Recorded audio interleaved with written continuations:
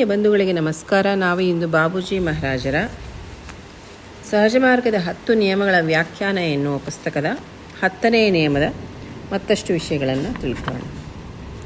ಯಾವುದನ್ನು ನಾನು ಅಸಹಾಯ ಸ್ಥಿತಿ ಎಂದು ಕರೆದಿರುವೆನೋ ಅದನ್ನುಂಟು ಮಾಡಿಕೊಳ್ಳುವುದು ದೀನತೆಯ ಸ್ಥಿತಿ ಎನಿಸುವುದು. ಇದನ್ನು ಹೊಂದಿದವನು ಸರ್ವಸ್ವವನ್ನು ಹೊಂದಿದಂತೆಯೇ. ಹೊರಗೆ ಹಾಗೆ ಕಾಣದಿದ್ದರೂ ಈ ಸ್ಥಿತಿಯು ಪಾಪರಹಿತವೂ ಮುಗ್ಧವೂ ಆಗಿದೆ. ಇಷ್ಟಾದರೆ ಆ ಅಪರಾಧವು ನಿಜಕ್ಕೂ ಅಪರಾಧವಾಗಿ ಉಳಿಯುವುದಿಲ್ಲ, ಏಕೆಂದರೆ ಅವನು ಅದನ್ನು ಸಂಪೂರ್ಣವಾಗಿ ತೊಳೆದು ಬಿಟ್ಟಿದ್ದಾನೆ. ಭಕ್ತಿಯ ಮುಂದಿನ ಘಟ್ಟವೆಂದರೆ ಒಮ್ಮೆ ಮಾಡಿದ ತಪ್ಪನ್ನು ತಿರುಗಿ ಮಾಡದಂತೆ ನೋಡಿಕೊಳ್ಳುವುದು. ಇದಕ್ಕಾಗಿ ಭಗವಂತನ ಸಮ್ಮುಖದಲ್ಲಿ ದೈನ್ಯ ಭಾವದಿಂದ ಅಪರಾಧದ ಪುನರಾವೃತ್ತಿಯಾಗದ ಹಾಗೆ ಸ್ಥೈರ್ಯವನ್ನು ದಯಪಾಲಿಸುವಂತೆ ಪ್ರಾರ್ಥಿಸಬೇಕು. ನಾವು ಯಾಚಕರ ಸ್ಥಿತಿಯಲ್ಲಿ ಈ ವಲಯವನ್ನು ಪ್ರವೇಶಿಸುವೆವಾದ ಕಾರಣ ಪ್ರಕೃತಿ ನಿಯಮಗಳ ವಿರುದ್ಧ ಏನನ್ನೂ ಮಾಡದಂತೆ ಜಾಗೃತ ವಹಿಸುತ್ತಾ ನಮ್ಮ ಕರ್ತವ್ಯ ಪಾಲನೆ ಮಾಡಬೇಕು. ಒಡೆಯ ಹಾಗೂ ಸೇವಕ ಇವರಿಬ್ಬರ ನಡುವಿನ ಅಂತರವನ್ನು ಕಡಿಮೆ ಮಾಡುತ್ತಾ ಹೋಗುವುದರಿಂದ ಇದು ಸುಲಭ ಸಾಧ್ಯವಾಗುವುದು. ನಮ್ಮ ಮನಸ್ಸಿನಲ್ಲಿ ಆತನ ಸಾನ್ನಿಧ್ಯ ಭಾವನೆಯನ್ನು ಯಾವಾಗಲೂ ತಂದುಕೊಳ್ಳುವುದೇ ಇದನ್ನು ಸಾಧಿಸುವ ಉತ್ತಮ ಉಪಾಯ. ಮಲಗುವಾಗ ಹೀಗೆ ಮಾಡುವುದು ಒಳ್ಳೆಯದೆಂದು ಭಾವಿಸಲಾದ ಕಾರಣವೇನೆಂದರೆ ನಾವು ಆ ವೇಳೆಯಲ್ಲಿ ನಮ್ಮ ಎಲ್ಲ ಜಂಜಾಟಗಳಿಂದ ಬಿಡುಗಡೆ ಹೊಂದಿರುವೆವು. ವಿಶ್ರಾಂತಿ ಪಡೆಯುವುದರ ಹೊರತು ಮತ್ತೇನೂ ಮಾಡಬೇಕಾಗುವುದಿಲ್ಲ. ನಾವು ಎಲ್ಲ ರೀತಿಯಿಂದಲೂ ಸ್ವತಂತ್ರರಾಗಿರುವೆವು. ಈ ಸ್ವಾತಂತ್ರ್ಯವು ಸ್ಥೈರ್ಯದ ಸ್ಥಿತಿ ಎಂದು ಹೇಳಬಹುದು. ಈ ಪ್ರಕಾರ ನಾವು ಪ್ರಕೃತಿಯ ಒಂದು ಭಾಗದೊಂದಿಗೆ ಸಾಮರ್ಥ್ಯ ಹೊಂದುವೆವು. ಆದುದರಿಂದಲೇ ಆ ಸಮಯದಲ್ಲಿ ಮಾಡಲಾದ ಪ್ರಾರ್ಥನೆಗೂ ಇತರ ಕಾರ್ಯಗಳಿಗೂ ಹೆಚ್ಚಿನ ಬಲ ಬರುವುದು. ಆ ವೇಳೆಯ ಲಾಭವನ್ನು ನಾವು ಸಾಧ್ಯವಾದಷ್ಟು ಹೆಚ್ಚಿನ ಪ್ರಮಾಣದಲ್ಲಿ ಪಡೆಯಬೇಕಲ್ಲದೆ ಈ ಸಮಯದಲ್ಲಿ ನಿಯತವಾದ ಕಾರ್ಯಗಳನ್ನು ಅಗತ್ಯವಾಗಿ ಮಾಡಬೇಕು.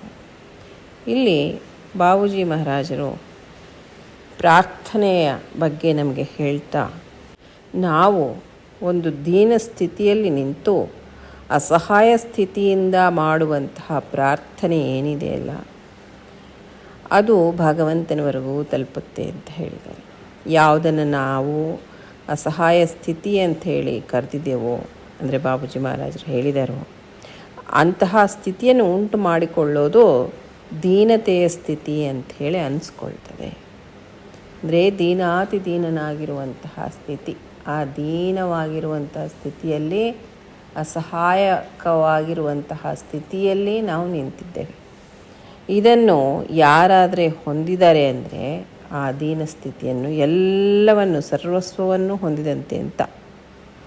ಹೊರಗೆ ಹಾಗೆ ಕಾಣಿಸದೇ ಇದ್ದರೂ ಈ ಸ್ಥಿತಿ ಪಾಪರಹಿತನೂ ಹೌದು, ಮುಗ್ಧವೂ ಆಗಿದೆ ಅಂತ ಹೇಳ್ತಾ ಇದ್ದಾರೆ ಬಾಬೂಜಿ ಮಹಾರಾಜರು. ಇಷ್ಟಾದರೆ ಆ ಅಪರಾಧ ನಿಜಕ್ಕೂ ಅಪರಾಧವಾಗಿ ಉಳಿಯೋದೇ ಇಲ್ಲ. ಅಂಥ ಒಂದು ದೀನ ಸ್ಥಿತಿಯಲ್ಲಿ ನಿಂತಿರುವಂಥ ಒಬ್ಬ ವ್ಯಕ್ತಿಗೆ, ಯಾಕೆಂದರೆ ಅವನು ಅದನ್ನು ಸಂಪೂರ್ಣವಾಗಿ ತೊಳೆದು ಬಿಟ್ಟಾನೆ. ತನ್ನ ಪಶ್ಚಾತ್ತಾಪದ ಪ್ರಾಯಶ್ಚಿತ್ಯದಿಂದ ಎಲ್ಲವನ್ನು ಅವನು ತೊಳೆದು ಬಿಟ್ಟಿದ್ದಾನೆ. ಭಕ್ತಿಯ ಒಂದು ಮುಂದಿನ ಘಟ್ಟ ಏನಂದರೆ ಒಮ್ಮೆ ಮಾಡಿರುವಂತಹ ತಪ್ಪನ್ನು ತಿರುಗಿ ಮಾಡದಂತೆ ನೋಡಿಕೊಳ್ಳೋದು. ಇದಕ್ಕಾಗಿ ಭಗವಂತನ ಸಮ್ಮುಖದೊಳಗೆ ದೈನ್ಯ ಭಾವದಿಂದ ಅಪರಾಧದ ಪುನರಾವೃತ್ತಿ ಆಗದಂಗೆ, ಅಂದರೆ ಮತ್ತೆ ತಿರುಗಿ ನಾನು ಅಪರಾಧ ಮಾಡದೆ ನೋಡಪ್ಪ ಅಂತೇಳಿ ನಾವು ಕೇಳ್ತೀವಲ್ಲ, ಹಾಗೆ ನಮ್ಮ ಮನಸ್ಥೈರ್ಯವನ್ನು ದಯಪಾಲಿಸುವಂತೆ ಭಗವಂತನನ್ನು ಪ್ರಾರ್ಥಿಸ್ತೇವೆ.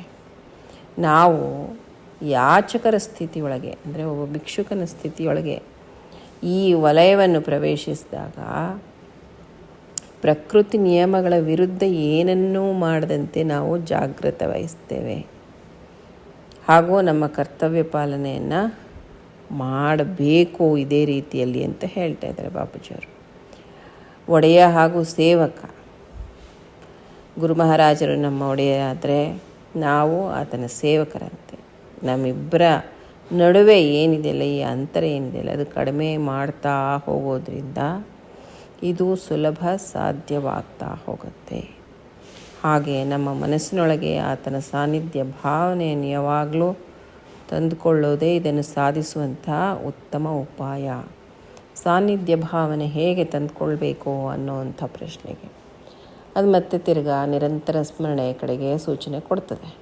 ಯಾಕೆಂದರೆ ಯಾವಾಗಲೂ ನಾವು ಆತನನ್ನು ಸ್ಮರಿಸ್ತಾ ಇದ್ದರೆ ಏನಾಗುತ್ತೆ, ಆತನೇ ಇದ್ದಾನೆ ಇಲ್ಲಿ ಅನ್ನುವಂಥ ಒಂದು ಭಾವನೆ ನಮ್ಮ ಹೃದಯದಲ್ಲಿ ದಿನಕ್ಕೆ ಬೆಳೀತಾ ಹೆಚ್ಚಾಗ್ತಾ ಹೋಗುತ್ತೆ. ಆವಾಗ ಆತನ ಎದುರುಗಡೆನೇ ನಾವು ಎಲ್ಲ ಕೆಲಸ ಮಾಡ್ತಾಯಿದ್ದೀವಿ ಅನ್ನುವಂಥದ್ದು ಒಂದು ಸ್ಥಿತಿ, ಆತನ ಒಂದು ಉಪಸ್ಥಿತಿಯಲ್ಲಿ ಎಲ್ಲ ನಡೀತಾ ಇದೆ ಅನ್ನುವಂಥ ಒಂದು ಸ್ಥಿತಿ ನಮ್ಮಲ್ಲಿ ಏರ್ಪಾಟಾಗತ್ತೆ.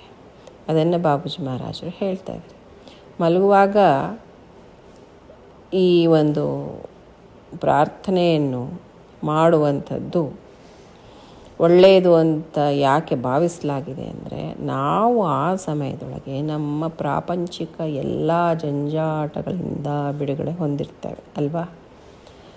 ವಿಶ್ರಾಂತಿ ಪಡೆಯಬೇಕು ಅನ್ನೋದ್ರೊಂದು ಹೊರತು ಅದು ಬಿಟ್ಟರೆ ಮತ್ತೇನೂ ಮಾಡಬೇಕಾಗಿರುವಂಥದ್ದು ಇರೋದಿಲ್ಲ. ನಾವು ಎಲ್ಲ ರೀತಿಯಿಂದಲೂ ಸ್ವತಂತ್ರರಾಗಿರ್ತೇವೆ, ಯಾವ ಕಟ್ಟುಪಾಡುಗಳು ಇರುವುದಿಲ್ಲ ನಮಗೆ. ಹಾಗೆ ಈಗ ಸ್ವಾತಂತ್ರ್ಯ ಸ್ಥೈರ್ಯದ ಸ್ಥಿತಿ ಅಂತ ಹೇಳಬಹುದು ಅಂತ ಹೇಳ್ತಾರೆ ಬಾಬೂಜಿಯವರು. ಈ ಪ್ರಕಾರ ನಾವು ಪ್ರಕೃತಿಯ ಒಂದು ಭಾಗದೊಂದಿಗೆ ಸಾಮರಸ್ಯ ಹೊಂದುತ್ತೇವೆ. ಅದರಿಂದನೇ ಆ ಸಮಯದೊಳಗೆ ಮಾಡಲಾಗಿರುವಂತಹ ಪ್ರಾರ್ಥನೆಗೂ ಬೇರೆ ಕಾರ್ಯಗಳಿಗೂ ಹೆಚ್ಚಿನ ಬಲ ಬರ್ತದೆ. ಈ ವೇಳೆಯೊಳಗೆ ಲಾಭವನ್ನು ನಾವು ಸಾಧ್ಯವಾದಷ್ಟು ಹೆಚ್ಚಿನ ಪ್ರಮಾಣದೊಳಗೆ ಪಡೆಯಲಿಕ್ಕೆ ಸಾಧ್ಯ ಆಗತ್ತೆ.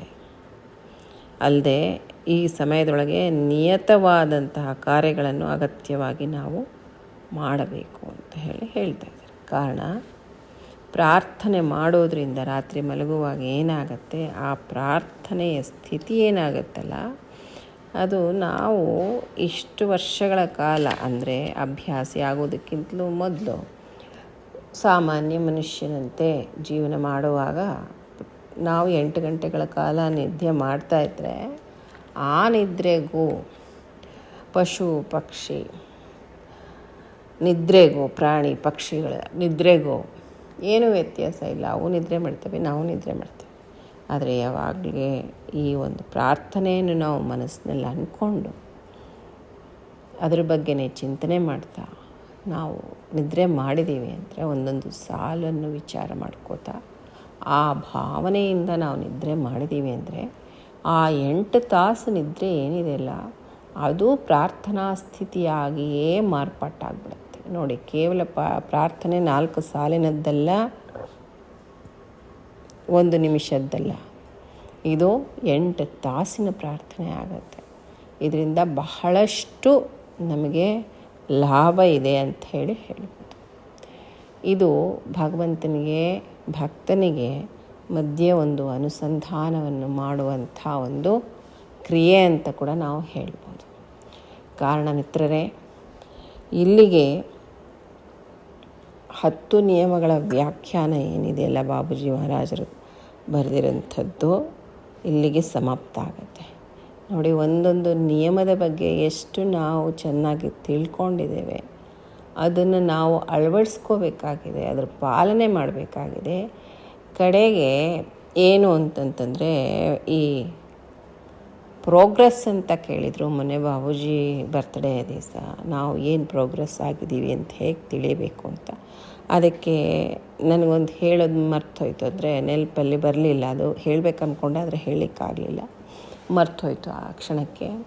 ಅದಕ್ಕೆ ರಾಘವೇಂದ್ರ ಅಪ್ಪವ್ರು ಹೇಳ್ತಾಯಿದ್ರು, ಯಾರ ಜೀವನ ಶೈಲಿ ಈ 10 ನಿಯಮಗಳಂತೆ ರೂಪಣಗೊಂಡಿದೆಯೋ, ಯಾರನ್ನು ನೋಡಿದರೆ ಅವರ ಜೀವನನ ನೋಡಿದರೆ ಈ 10 ನಿಯಮಗಳೇ ನಮ್ಗೆ ಬರುತ್ತೋ ಅಂಥವರು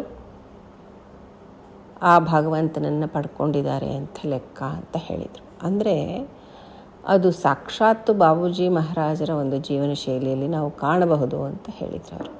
ಅಂದರೆ ನಮ್ಮ ಪ್ರೋಗ್ರೆಸ್, ನಮ್ಮ ಒಂದು ಪುರೋಭಿವೃದ್ಧಿ ಅಂತ ಹೇಳ್ಬೋದು, ಪ್ರಗತಿ ಅಂತ ಹೇಳ್ಬೋದು, ಇದು ಬೇರೆ ಎಲ್ಲಿ ನಾವು ನೋಡೋದು ಬೇಕಾಗಿಲ್ಲ. ಈ 10 ನಿಯಮಗಳಲ್ಲಿ ಎಷ್ಟು ನಿಯಮಗಳು ನಮ್ಮ ಜೀವನದ ಶೈಲಿಯಲ್ಲಿ ಅಳವಡಿಸಿಕೊಂಡಿದ್ದೇವೆ, ಅಥವಾ ಅದೇ ನಮ್ಮ ಜೀವನ ಶೈಲಿಯಾಗಿದೆ, ಹಾಗೂ ಎಷ್ಟರ ಮಟ್ಟಿಗೆ ಆಗಿದೆ, ಎಷ್ಟು ಪ್ರತಿಶತ ಆಗಿದೆ ಅನ್ನೋದು ನಾವು ನೋಡ್ಕೊಂಡ್ಬಿಟ್ರೆ ಸಾಕು, ಇನ್ನೇನು ಬೇಡ. ಇದೇ ನಮ್ಮ ಪ್ರಗತಿ. ಇದನ್ನೇ ನಮ್ಮ ಬಂಧುಗಳೆಲ್ಲರೂ ಅರಿತುಕೊಂಡು ಇದನ್ನು ಪಾಲನೆ ಮಾಡಿ ಇದನ್ನು ಅಳವಡಿಸ್ಕೊಳ್ಬೇಕಂಥೇಳಿ ನನ್ನ ಒಂದು ವಿನಮ್ರ ಪ್ರಾರ್ಥನೆ. ಇಲ್ಲಿಗೆ ಈ ಪುಸ್ತಕ ಮುಗಿಯಿತು, ಹಾಗೂ ಈ ಸತ್ಸಂಗನೂ ಇಲ್ಲಿಗೆ ಮುಗಿಸೋಣ. ನಮಸ್ಕಾರ. ಓಂ ಶಾಂತಿ ಶಾಂತಿ ಶಾಂತಿ.